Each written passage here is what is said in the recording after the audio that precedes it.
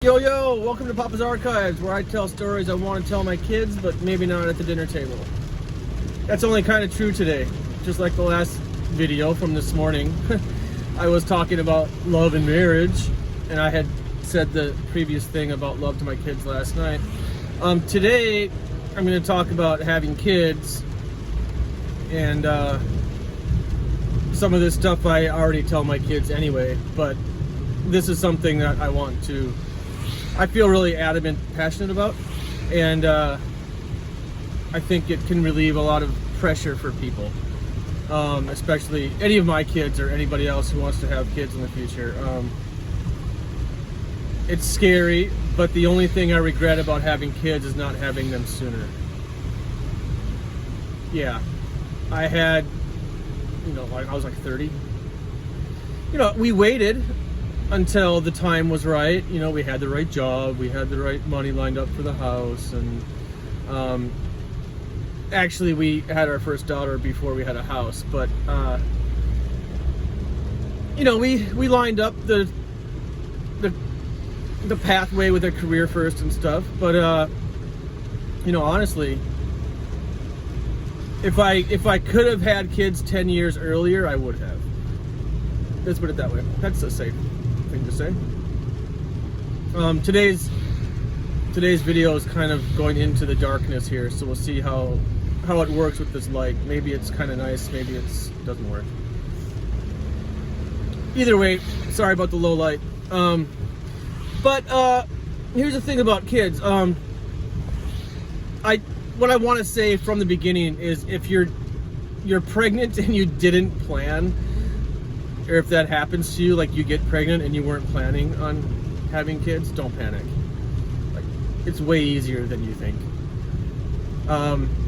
Yeah, I mean, it's scary for sure, but then the child is born, and then the next 6 months until the child is crawling, those 6 months where you're just holding it, those are the easiest 6 months of parenthood right there. And those are the most scary, because it's the first 6 months that you're a parent, and it's like, what if I kill this thing? You're not gonna kill it, it's fine. But that's kind of the panic stage of parenting, like diapers, clothes, just the really basic stuff that you kind of overthink. And as a first-time parent specifically, once you're at baby 2 and 3, you're like, whatever, lay that kid out in the snow and build some cold tolerance. It's different, like Sparta, put it out in the forest and let it earn its own way home. But baby 1 is scary because it's the first time, and I'm just trying to say that don't panic, first of all.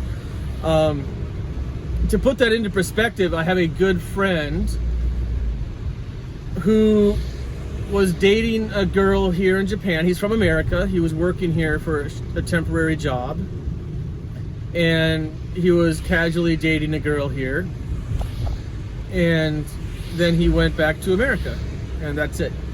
But then she went to America. I don't know if she went to visit him or if she went for a marathon and visited him while she was there. I don't know what that deal is, but she visited him in America, and they dated for like a week. And then she came back to Japan, and a month later she discovered she was pregnant. And she called him to tell him, by the way, I don't know the conversation, I don't want to pretend to have it, but she called him and told him that she was pregnant, and he quit his job and moved out here and married her, and now they're a happy family. I like that story. It's a cute story. And I know I had friends in high school who got pregnant and they kind of panicked and they had abortions, and other high school kids who didn't panic and they took time off of school, had the baby, went back and got their GED, went to college when they're like 25 to a junior college part-time, had a part-time job, and it was a battle for 10 years because, it's hard when you're young, but then, once the kids are in school, it gets easier, and now that's another happy family. So, people have been having babies forever, and if you're nervous about it, it's natural to be nervous about it, but you don't need to be. It's way easier than you think. Baby number 1 is scary. And then we had baby number 2. And the big fear with baby number 2 is my wife and I were talking for probably years how many kids we want. And she wanted 3 and I wanted 2. She comes from a family of 3 kids and I come from a family of 2 kids. So those are probably biased answers, right? Well, we talked for years, and number 2 is a little scary because it means we're going to be twice as busy as their first baby. Yeah, you'll be twice as busy as the first baby. That's true. So a lot of people, they plan to have like the second baby as quickly as possible. I think they call it Irish twins when they're like 1 year apart. I don't know, whatever. But some people try to have all their children in a short time frame as possible to get those busy years together. And okay, that's fine. I think we planned around breastfeeding. I mean, Akko's a tough girl. I can't remember who said it, or maybe I'm making this up. But we thought it would be good to not be pregnant while she's breastfeeding. I don't know if she said that or if I just said that now, but I've always thought that. I don't know. But our kids are 3 years apart. And the second one came, and yes, we were twice as busy. But the first one is now a big sister, and she's excited that the baby's here, and she wants to help in any way that she can. You know, she's 3 years old, she can't do much, but she's excited anyway. And then that gets easier, and you get into a routine again. And I'm just gonna kind of say a joke here because it's maybe the right time, but I used to joke, and I still kind of do, that pregnant wives are more demanding than newborn babies. When my wife was pregnant, I said once, "I'm going to the store, do you want anything?" Meaning I'm going to the convenience store. And she said, "Yes, I want 100% peach juice." Where am I going to get 100% peach juice? So I have to come home with that because that's what the pregnant mom wants. Now, when a woman is pregnant, her hormones are going crazy. She needs specific vitamins. Her body knows what vitamins she needs, so that creates cravings for food. And it knows what vitamins it doesn't need, and that creates repulsions for foods. So like me cooking onions in the kitchen was a nightmare for her. And I wasn't allowed to do it. I was not allowed to cook onions in the kitchen. But I was told, and not forced, but asked politely to go get 100% peach juice. So the cravings are interesting because once you understand, you know, what the cravings come from, it's kind of fun, honestly. But pregnant women they're going through so much, growing a human inside their body. I can't even imagine. I mean, I watched it happen 3 times, but that doesn't mean I can imagine what it was like. So pregnant women are more demanding than newborn babies because newborn babies will just cry and ask for mama's breast milk and cry because they're uncomfortable. Kids that have colic, or when they're crying because you can't understand why they're crying. Can you imagine growing like 2 millimeters a day? That has got to be the most painful thing in the world, growing as an infant. Because those things just go, they just grow up so quickly. Every day you wake up and you look at their face and it's like, your face looks different. Did you grow up last night? Like, they grow so quickly and change so quickly. It has got to be the most painful thing in the world. And that's why they cry. That's my theory. And is a crying baby, like if you're on an airplane and somebody else's baby is crying, or you're shopping and somebody's baby is crying and throwing a tantrum, it might be annoying to you. When it's your own kid, you don't care. It's just instinct. It's like, oh, my kid is not happy right now, let's make him happy. Like, it's not you don't panic about it. It does wear on you. You do get tired when it extends for hours. I don't think we had any colic kids, so I don't want to speak to that because I can't imagine 12 hours of crying would be painful, because there was times when our kids wouldn't stop crying, and both my wife and I would have to go outside and take a walk and take turns holding the baby. So that is a kind of a real, it is hard, but it's not nearly as hard as the person who's annoyed on the airplane. Whatever. So baby 2 is twice as busy. So now comes baby 3. And this is kind of what a point I want to bring up because it's interesting to me. So again, my wife wanted 3 kids and I wanted 2, and we had 2. And we started talking about number 3, and I was like, that means we're going to be even busier? Can we do that? Is that even possible? And we talked about family values and the way kids treat each other and the way that they learn to play and the way that they learn to function and manage other people and break up fights and all sorts of human nature stuff. And my wife won the argument. It wasn't much of an argument, but she made her points, and I was like, okay, let's have baby number 3 then. And we were both nervous to be 3 times as busy as one child. But here's the crazy thing. When number 3 came, our schedule's filled. Like, we only have 24 hours in a day. And now that we have 3 kids, there's always something going on. We cannot be busier. We don't have time for some things. Some things just get, that's not happening. Well, then I realized, why not just have 8 kids? Because if I can't get any busier and I only have 3 kids, but I can have 8 kids and be just as busy, why wouldn't I choose 8? Oh, this is why people have huge families. Boop, got it. Now I want a huge family. And my wife was like, nope, my body's done. And I was like, I want a big family now. That was a really fun transition for me because I didn't see it coming. I was happy with 2. I thought we were done. We had 3, and now I want 8. That was really interesting.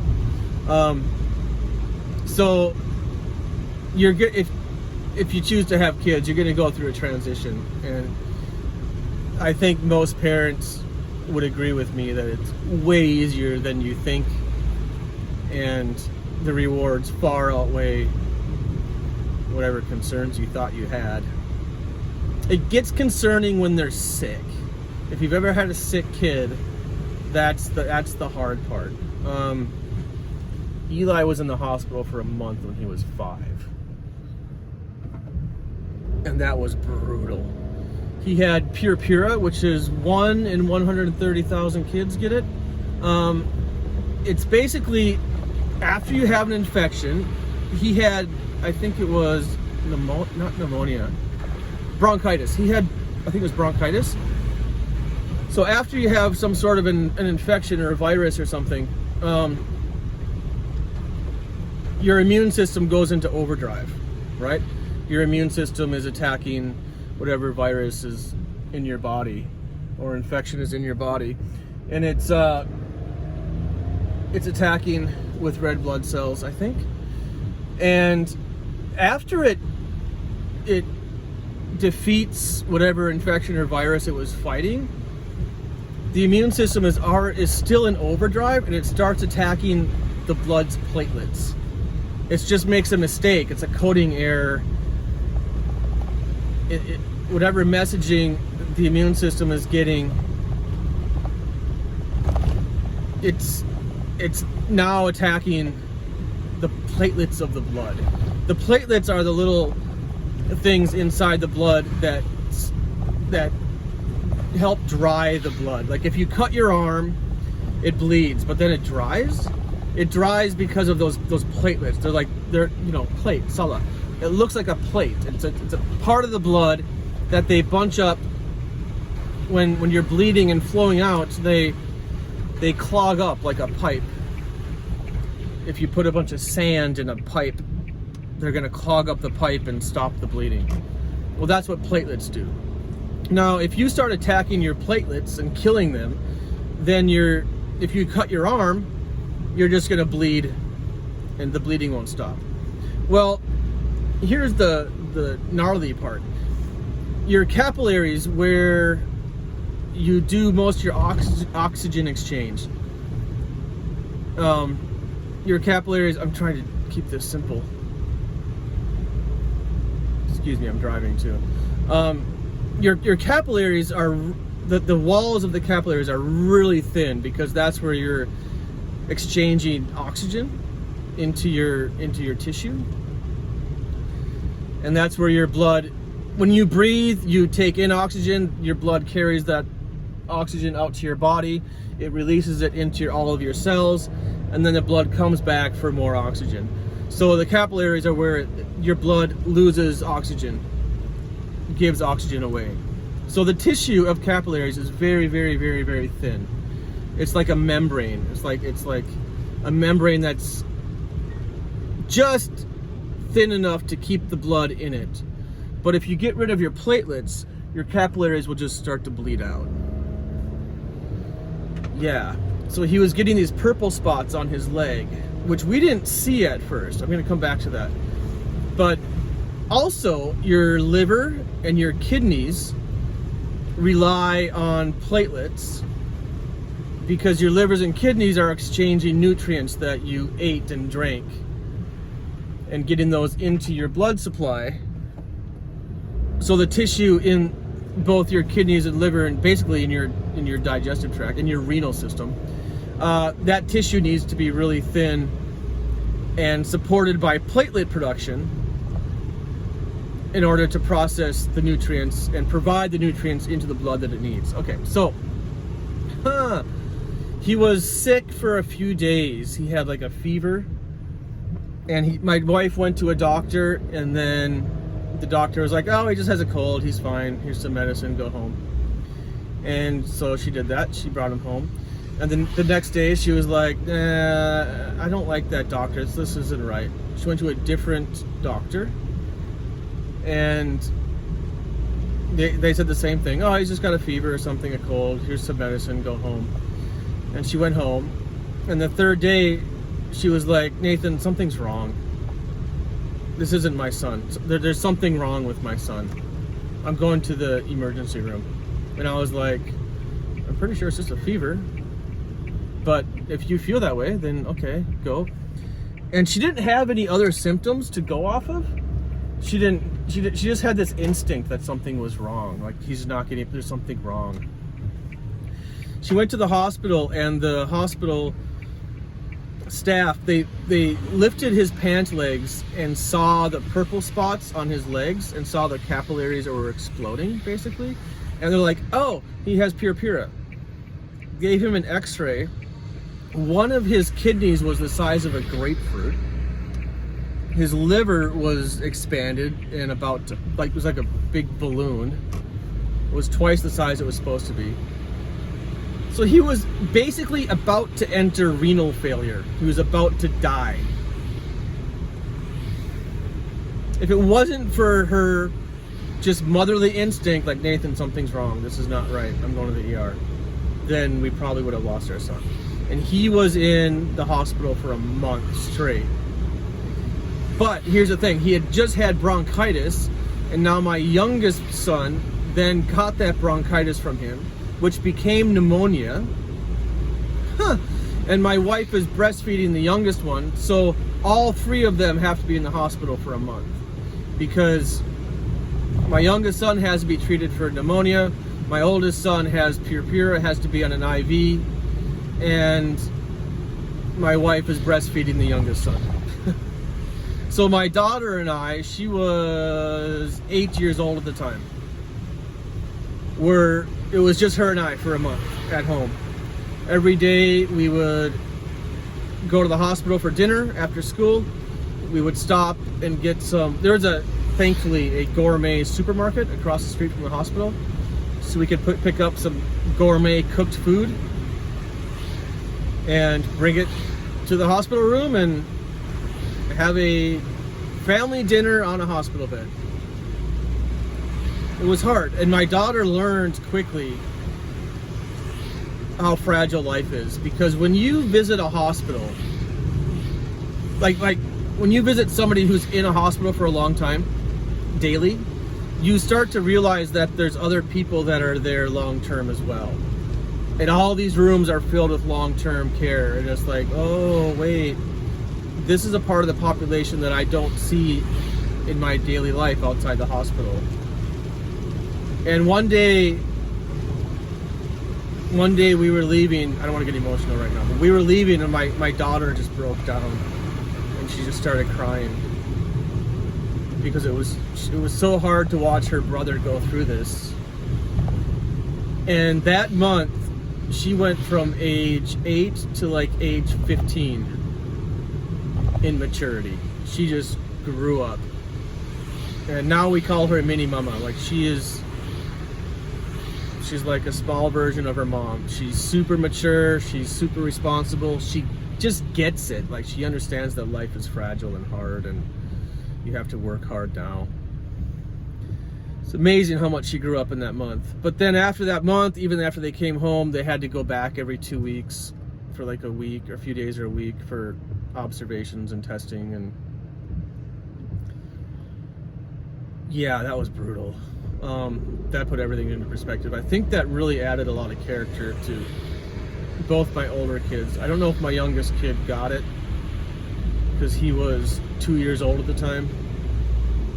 I wonder if he even remembers being in the hospital.